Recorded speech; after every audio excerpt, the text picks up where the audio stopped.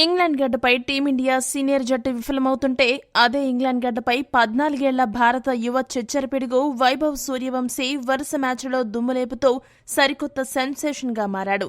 England గడ్డపై వరుసగా 2 మ్యాచ్ల్లో దుమ్ములేపిన వైభవ్ ఇప్పుడు 3వ మ్యాచ్లోనూ చెలరేగిపోయాడు. ఇంగ్లాండ్ అండర్-19 జట్టుతో జరిగిన తొలి 2 వన్డేల్లో విధ్వంసం సృష్టించిన వైభవ్ 3వ వన్డేలో ఆకాశమే హద్దుగా చెలరేగిపోయాడు. నార్థంప్టన్ వేదికగా జరుగుతున్న మ్యాచ్లో కేవలం 20 బంతుల్లోనే హాఫ్ సెంచరీ పూర్తి చేసిన వైభవ్ మొత్తంగా 31 బంతులు ఎదుర్కొని 6 ఫోర్లు 9 సిక్సర్ల సాయంతో 86 పరుగులు చేశాడు. వైభవ్ స్కోర్లో 78 పరుగులు బౌండరీలు సిక్సర్ల రూపంలో రావడం విశేషం.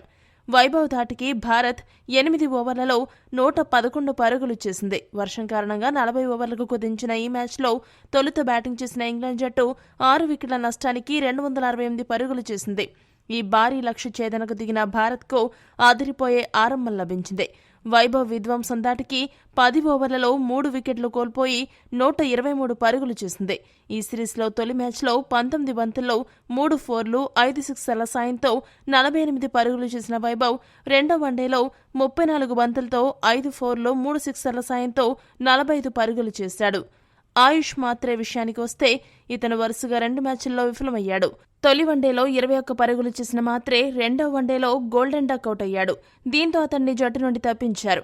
మొత్తానికి వైభవ్ సూర్యవంశీ సూపర్ హిట్టింగ్ చూసిన విశ్లేషకులు మాత్రం వీడు అసాధ్యుడు కాదు, అంతకు మించి అంటూ ఆకాశానికెత్తేస్తున్నారు. టీమిండియాకు ఒక సెన్సేషనల్ హిట్టర్ దొరికాడని అభినందనలు తెలుపుతున్నారు. కాకపోతే వైభవ్ను ఆడించడానికి ప్రస్తుతం ఎటువంటి స్థానం ఖాళీగా లేదు. కాబట్టి టీమిండియాలో ఎంట్రీ ఇవ్వడానికి రఘువంశీ మరికొన్ని రోజులు వేచి చూడాల్సిందే. ఈ వీడియో గనక మీకు నచ్చినట్టయితే లైక్, షేర్, కామెంట్ చేయండి. మరిన్ని స్పోర్ట్స్ అప్డేట్స్ కోసం మా ఛానల్ను సబ్స్క్రైబ్ చేసుకోండి.